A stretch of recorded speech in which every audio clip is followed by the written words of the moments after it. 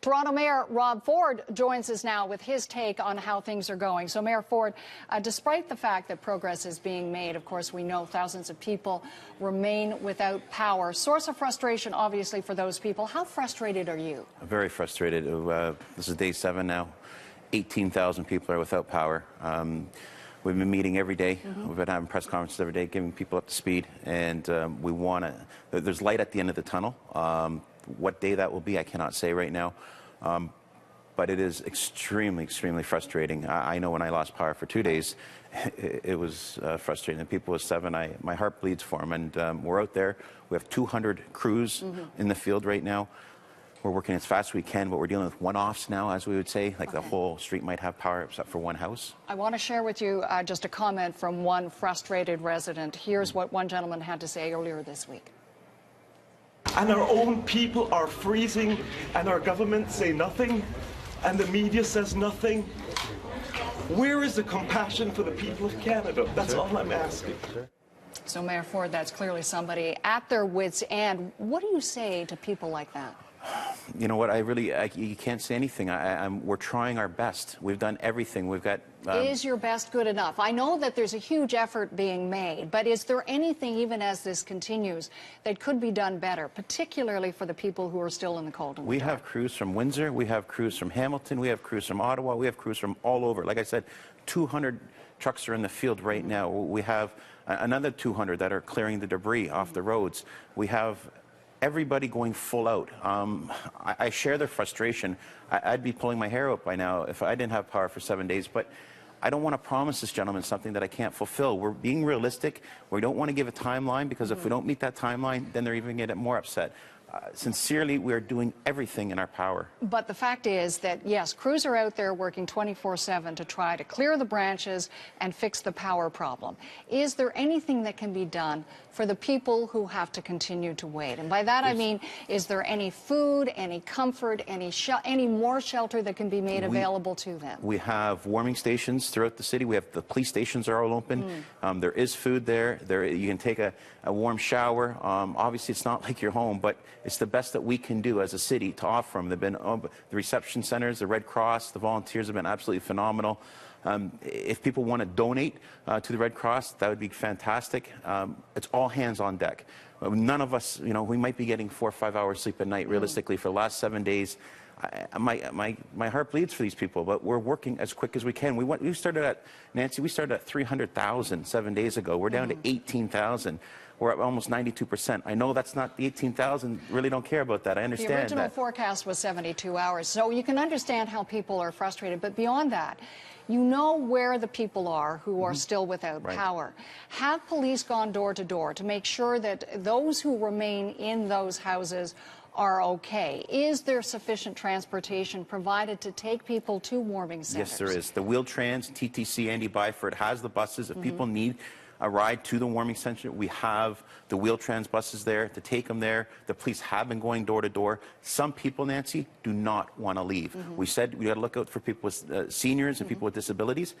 Some seniors do not want to leave. They want to, you know, pardon the pun, but weather the storm. And they said, we're not leaving. They have, well, over the Christmas holidays, they had gifts, they have pets. They said, no, we're not leaving. So, any thought to, I'm just wondering, because people with generators are obviously pretty popular these days, any thought to just supplying neighborhoods with generators to see if that's at least a Band-Aid measure? We've given all our resources, and I want to thank the province for helping out. We've given everything that we have. Toronto Hydro One has given everything that we have.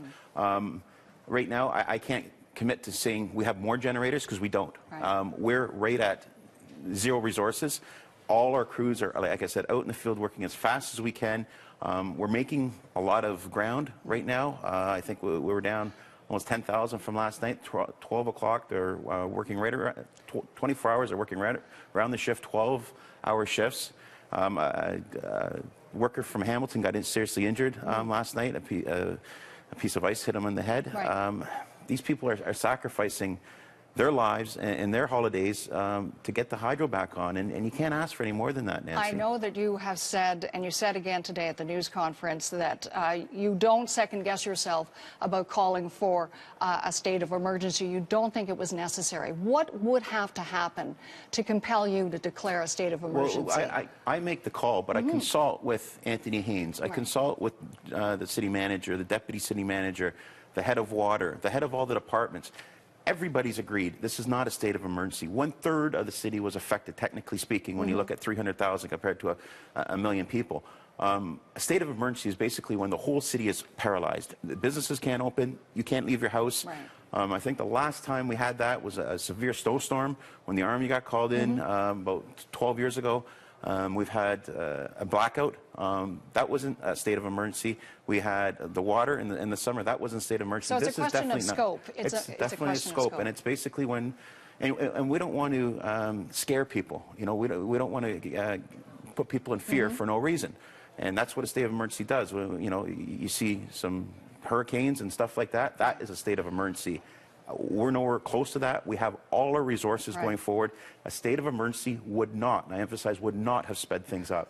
You addressed an issue that is, I guess, insult to injury for some people dealing with the effects of the power outage, and that is parking tickets. And you have asked parking authorities to cut people some slack. I have. What do you then advise people to do if they got ticketed because they actually parked their car to keep the car out of harm's way? Right. You know what? I've asked them to lay off a little bit. Obviously, we have to enforce in front of fire hydrants, in front of fire routes. If they haven't done that, but they and haven't they've been done ticketed, that. They have. I encourage them to call my office. I can't guarantee. I don't have the power to eliminate the parking ticket, but you know should be some grace period here, and the police know about that, and I've talked directly to them.